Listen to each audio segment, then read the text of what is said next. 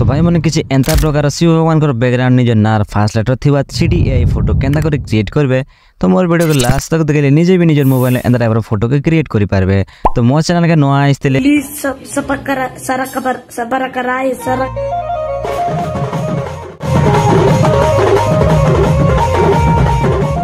मो जेन वीडियो के दोछ से वीडियो टाइटल पर क्लिक कर देबे। क्लिक कर साला पर मोर डिस्क्रिप्शन ओपन जे ओपन करबे मोर टेलीग्राम चैनल लिंक अछि तो सने क्लिक करके सिंपली मोर टेलीग्राम चैनल पले आसबे जॉइन ऑप्शन देखबा तो जॉइन जियो जनता मो जते मटेरियल थे सब फास्ट पाई पारबे। तो इने गोटे प्रॉम्प्ट अछि से प्रॉम्प्ट के क्लिक कर दे क्लिक करके कॉपी कर देबे। कॉपी कर साला पर सिंपली बैक पले आसबे।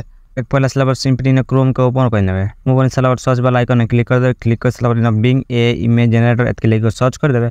सर्च कर साला पर फास्ट वेबसाइट जेनिते बस क्लिक कर देबे। क्लिक कर साला पर किछि एंदा टाइप इंटरफेस सब जदी लॉगिन नहीं थेबे गूगल द्वारा इन इजीली लॉगिन जिवे।